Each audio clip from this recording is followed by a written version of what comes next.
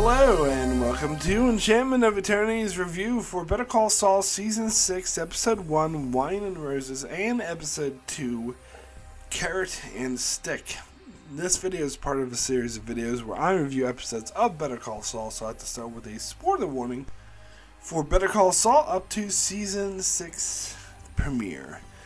So after several years, we finally get the continuation of Better Call Saul, and I'm definitely here for it. It was really cruel to make us wait a couple years after that really intense cliffhanger from Season 5, and I will note that I did go back and review and watch every season of Better Call Saul again, and I concluded watching them all back to back that Season 5 was my favorite season, and given the track record of Breaking Bad of ending strong with their final season being the best season, I have really high hopes for the season, and this premiere, is off to a good start. It really goes along with my high hopes.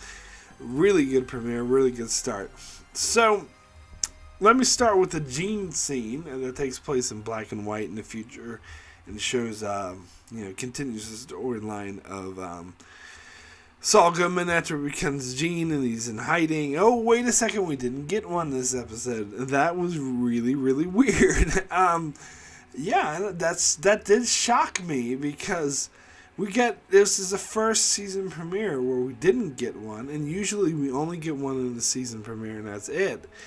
And so we had 5 so far, and it's the first 2 were kind of standalone and inconsequential, but the next 3 like kind of are sequel, like they tell a story in sequence, and there was heightened up to like this big story, and the poster for this season shows Gene, so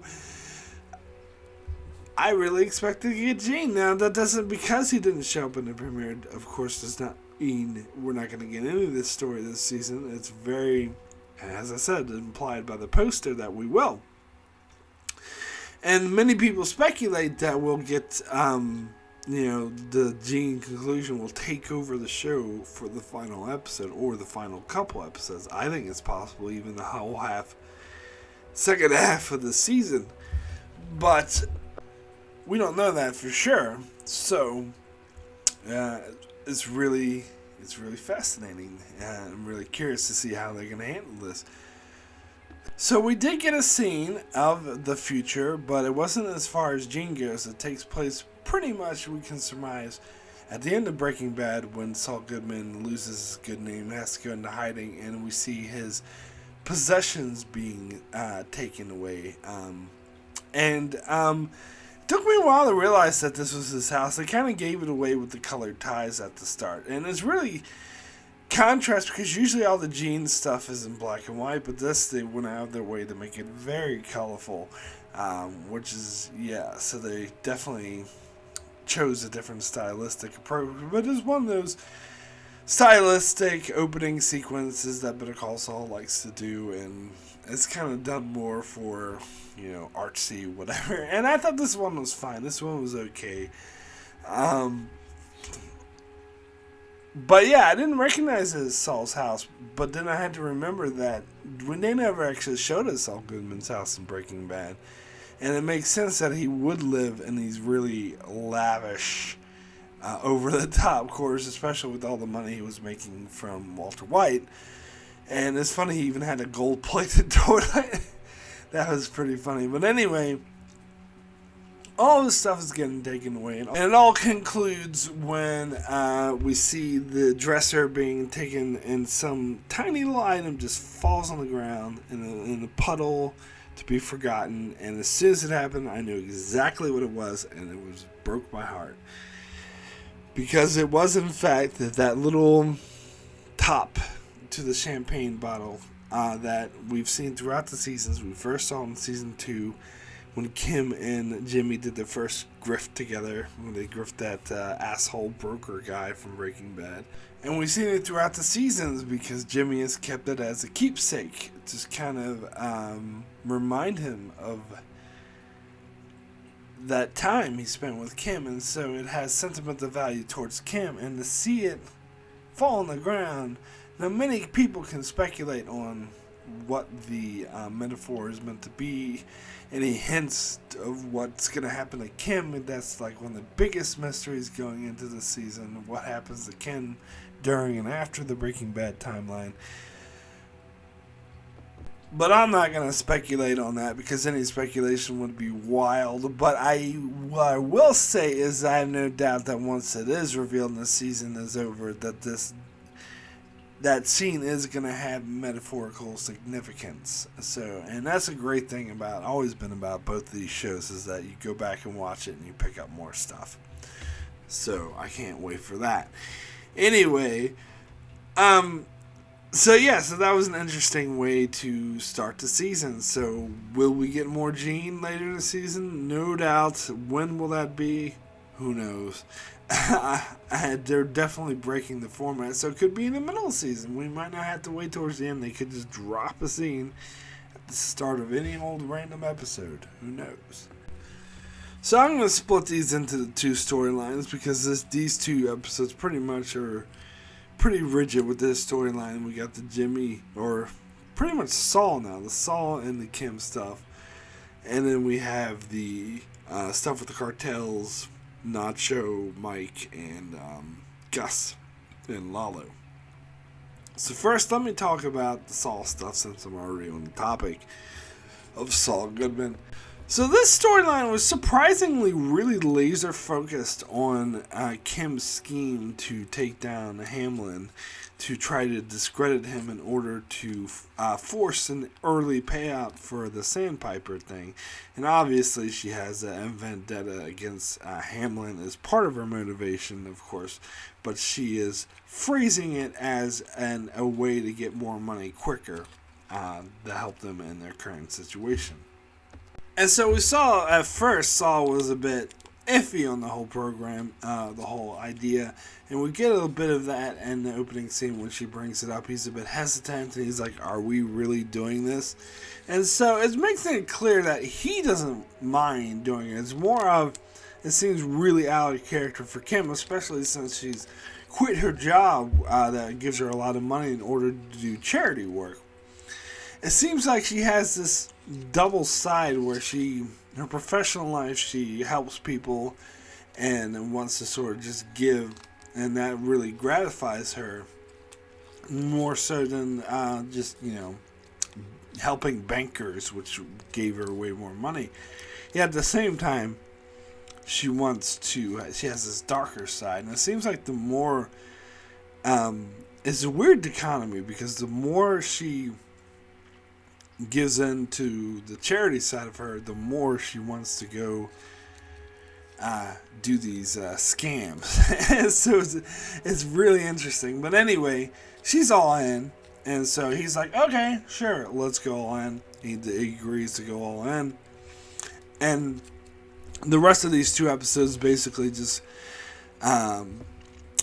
play off of that, how they plan to discredit Hamlin. First, they have this thing where they go to the country club and Saul goes in to plant some cocaine on Howard's lockers so that Cliff can see it. And that was a really funny sequence, too, because we have, Kevin from Mercer Verde recognizes Saul and tries to kick him out, and he plays the whole, oh, it's because I'm a Jew, and he's not even Jewish. That was funny. But then he goes in the locker room, does his shenanigans, and finally manages to pull it off, even though it's a close call. And so they accomplish that. And then step 2 of the plan seemed to be sending someone to Cliff who would also hint at Howard having a cocaine problem.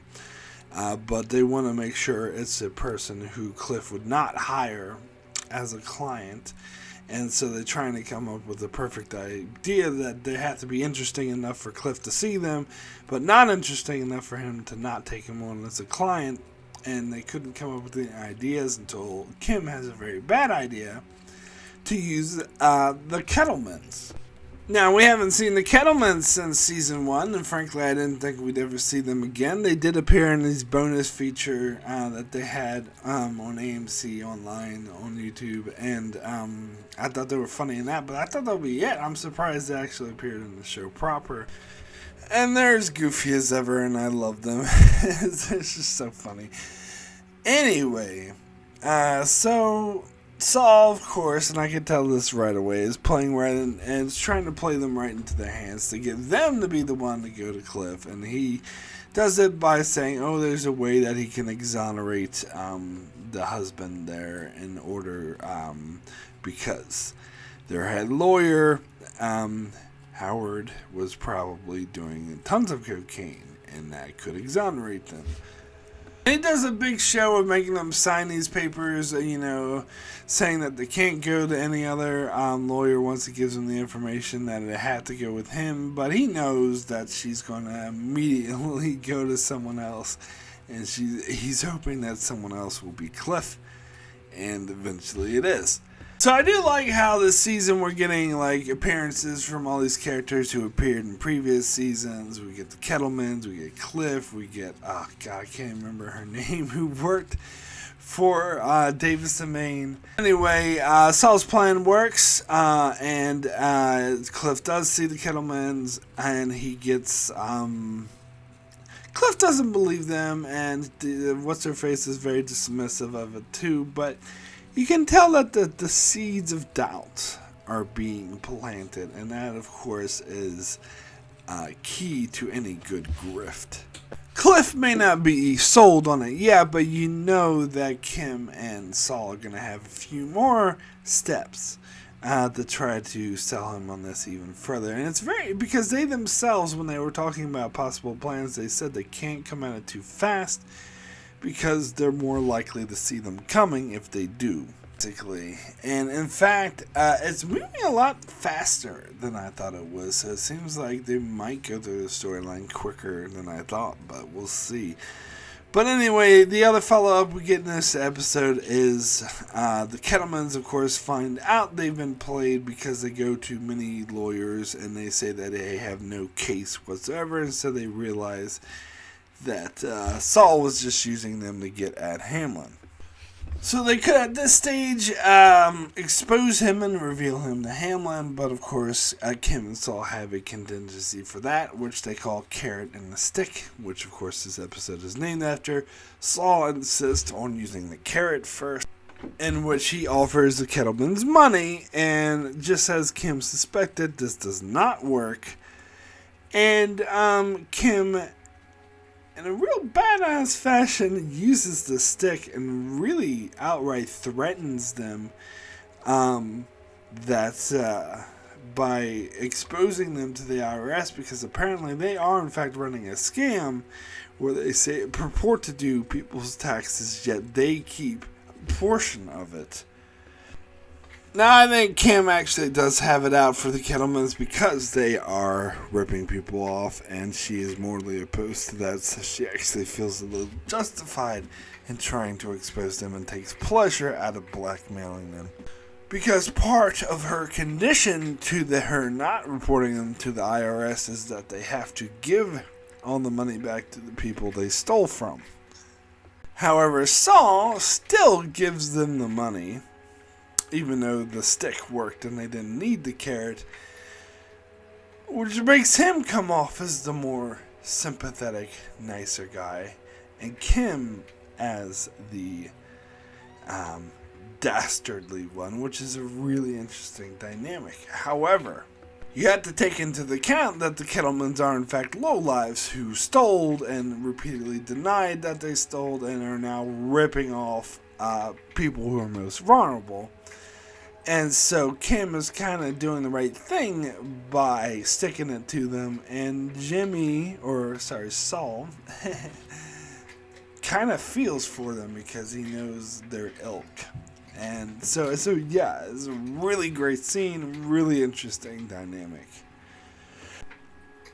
Alright, so now let's get into the whole Nacho, Lalo, Mike, Gus storyline, which, to be honest, was probably The storyline I liked better for these episodes is super intense because, of course, they left it off in a very super intense way at the end of season 5. Now, I was, to be honest, a little bit worried coming into this episode that they were going to kick the ball down the road and not do much for the first couple episodes and not really follow much on it, because this show has done that before, to be fair. And Breaking Bad has, but they didn't. They addressed it head on, and sure, it was a bit slow paced, and they did stretch out the story a bit, but I'm perfectly okay with that, because that's what the show always does, and that's fine because it does it so well. So, first off, it's interesting that Lala fakes his own death. I was not expecting that to happen. I mean, I should have, because at the end of season 5, he made one of those, people who tried to kill him call and say that he was dead, that the job was done. But we see him. This is it's a really good scene. Someone compared it to Inglourious Basterds, like the first scene of that movie, and I can kind of see that, how he goes into the house, and it's people who he obviously has supported and are very thankful for him, and that he's helped before, but for his purposes now, he needs to kill them in order to help fake his death, because, well, he needs to kill the man who kind of looks like him. That's why he asks him to shave his beard so he can look more like him. But of course, he needs to kill his wife as well, so there's no witnesses, and it's just such a heartbreaking scene in the best possible way. It's such a really intense, suspenseful scene. It's one of the darker scenes of the show, I may say, and it's all for just so he can have duplicate a body that looks like him, that can pass off as him. It just shows you just how insidious this character is. Very powerful scene. And as far as Nacho goes, I didn't realize that, like, the cartels and everyone immediately would know that Nacho betrayed them, but, thinking logically about it, of course. Like, why wouldn't they know? Because he's not dead. And it seemed like the right conclusion to make, and so he's kind of the key, because the cartels wanted to find out who put him up to this, and Gus wants that knowledge to be kept secret. Of course, doesn't want the cartels or anyone to find out that Gus was the one who put him up to it, and so he's like the linchpin to everything. And so he's being held by Gus to hide out at this hotel. He was directed to this hotel and given, like, people, feed him and help him. And they said that they tell him that someone's going to come pick him up. Now, we see from the end with Mike talking to Gus that Mike has his idea is to go get Nacho, and he says he can handle it. But it's obvious from the way that Gus is looking to his other henchmen that they had already figured out a plan, and it's obvious to Mike that plan is to kill Nacho. And we've seen Mike sort of go back and forth with Gus about killing people, and he recommended that they not kill Nacho and that he should respect him. And Gus is just like, yeah, I do respect him. But it's obvious he's going to kill him anyway, because it's what serves his purpose. And I think it's very clear that Mike has gone along with this, even though he is personally against it. It's not what he's done. Just like he's done with Gus before, he's gone along with, like, killing that German dude. And then of course he went into that rage, and Gus had to pull him out of it. And so I think Mike did accept that Nacho needs to die, because Mike himself even told Nacho that he put himself in this situation by damaging Hector Salamanca, almost trying to kill him, which resulted in him becoming a vegetable. Well, not quite a vegetable. He can still ring that bell. But becoming paralyzed. Um, so, um, so yes, I think Mike, even though he personally would be against killing Nacho, I think he is willing to go along with it because he does realize that Nacho, it is kind of Nacho's fault for putting himself in this situation, and he's to blame. But it's clear where Mike draws the line at Nacho's father, who was a complete innocent. So, and this is when we get the scene where they're like, Gus's men come by and they pay off the two meth head women who lived with him to like run away. And it's clear that Mike is trying, being nice, like, here's money, have a life, but if you don't go, well, you're not gonna like it, and so they leave. And then they take out his safe and they open it up and they take all the money out, but then they put in a duplicate safe that looks exactly like it. They put the money and everything back. But since Mike is the one that takes it out, you know that Mike finds the fake driver's license IDs that Nacho had for himself and his father. And you notice how Mike pockets the one for his father because this is his father, Nacho's father is where Mike draws the line and doesn't want him involved. So Nacho's one, he's already involved, so that doesn't matter, but he wants to leave Nacho's father out of it. And so takes the driver's license, put the safe back in, and obviously they add that envelope because the envelope has the number to the hotel that Nacho's staying at. So it's a very convoluted, far-fetched way for Gus to get the information to the cartels of Nacho's location. So Gus obviously never had any intention of helping Nacho escape. His whole plan was to have the cartels show up and kill him. And which I actually think is a stupid plan. And I think this is part of the reason why Mike recommends against it. Not just because he thinks it's immoral or unfair to kill Nacho after he's helped him all this, but more to the fact that it's not a good plan, because if the cartels happen to catch Nacho alive, then Gus is done and over with. And obviously that's also why Gus gives Nacho guns. Like when Nacho shows up at the hotels, there's guns waiting for him. It's obviously so that Nacho can fight back and make it a lot more likely that Nacho is killed rather than captured alive. But it's still not a good plan because even though you're increasing the chances of him being killed, it's still not a certainty, and Gus is completely and utterly screwed if Nacho isn't killed. So it's actually in Gus's best interest to help him rather than to kill him. So I think Gus is making the wrong move here. But of course Mike is, he's going along with it. He plants the evidence. He plants the evidence that will lead the cartels to Nacho's location. However, Gus hires a man to look after Nacho and keep an eye on him, make sure he stays at the hotel, and to let Gus know if he happens to leave. But this man is kind of sloppy, and Nacho spots him, and he's able to tell us that something's wrong, something's off, and so finds a way out of the hotel room to sneak by him. And this was an amazingly tense scene. I absolutely loved when Nacho confronted him. The guy, of course, is claiming ignorance. Oh, I don't know anything. I just talked to the man on the phone. But then Nacho, calls Gus's man, says, starts saying he's freaking out and he's going to leave. And then sure enough, that phone now the guy has rings, which is so amazing because it confirms that that guy was in fact hired by Gus. And so Nacho knows that he's been given up and that Gus is leaving him for dead. And so he tries to make his escape, but the cartels happen to show up and we get this intense shootout.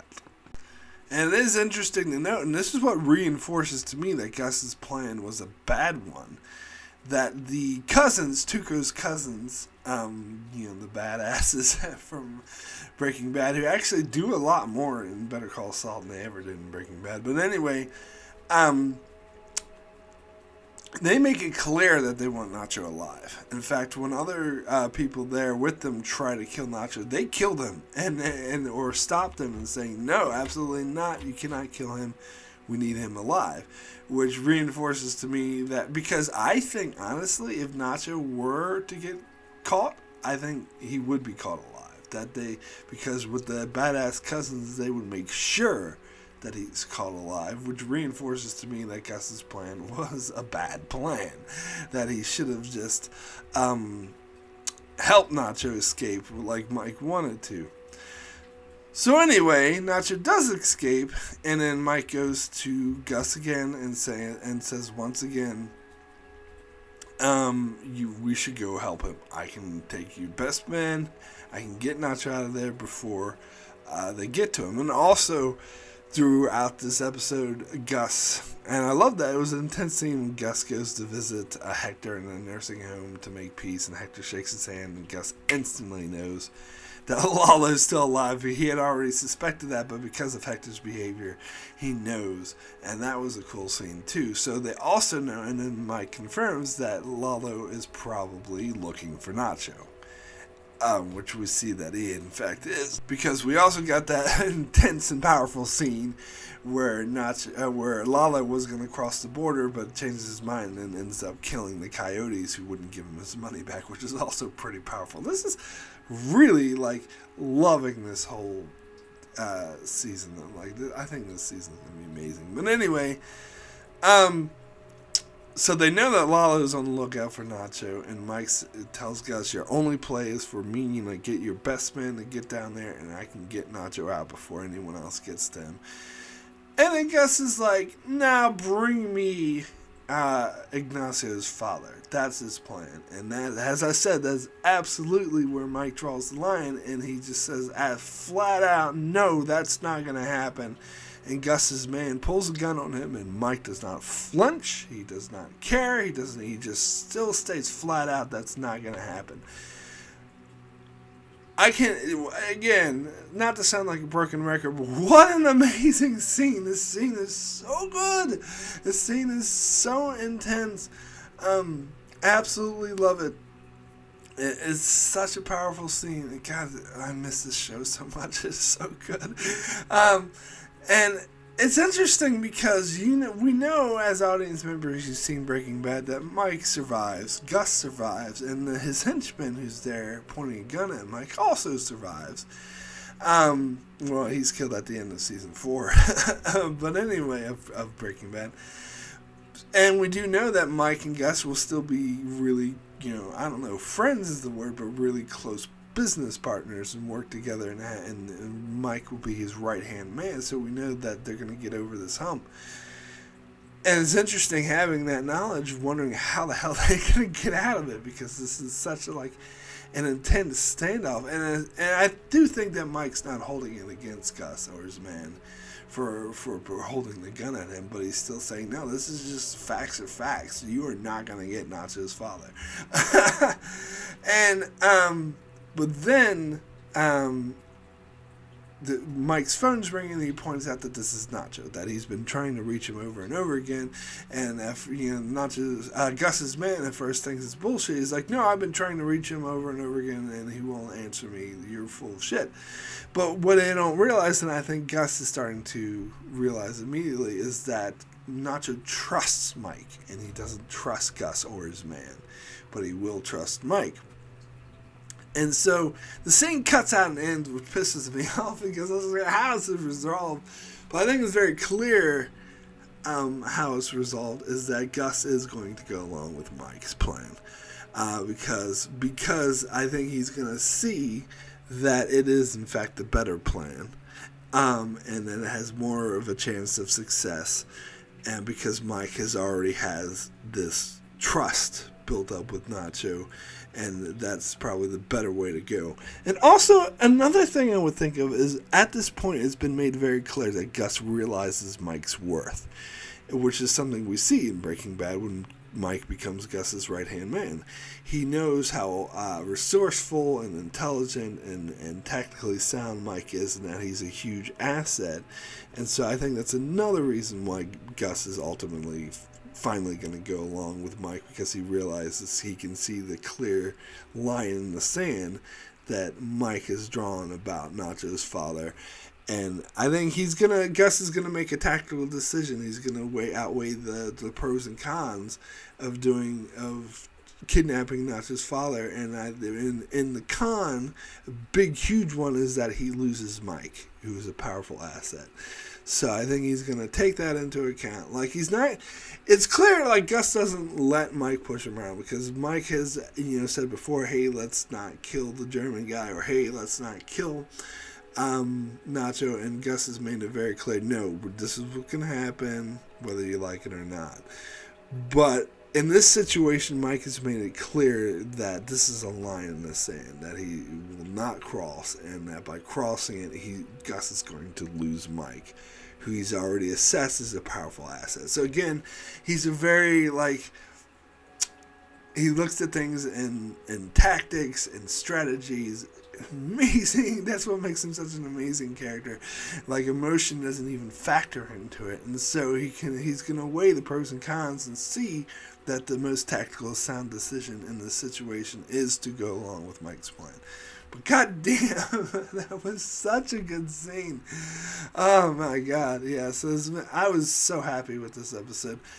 Anyway, so my rating for Wine and Roses and Carrot and Stick out of 10 is going to be a 9. Excellent. Very close to giving this a 10. It's a very strong 9. I don't think it's quite there with the 10, almost, but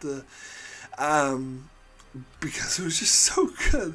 Like, I guess the Saul and Kim stuff, it was good, but it wasn't like top tier for me. The Nacho stuff was kind of top tier for me, but yeah, I want to reserve my 10s because I know there's going to be more opportunities this season. Probably towards the end, it's going to be giving out a lot of them. So I'm going to hold back a little bit at the moment, but it's very close to a 10.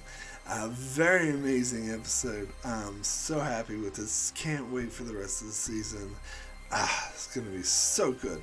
Anyway, thanks so much for watching this video, and I hope you join me as I cover the rest of Season 6 of Better Call Saul. And if you enjoyed my channel, please check it out, for as I do many more reviews on other shows, such as all things Star Trek.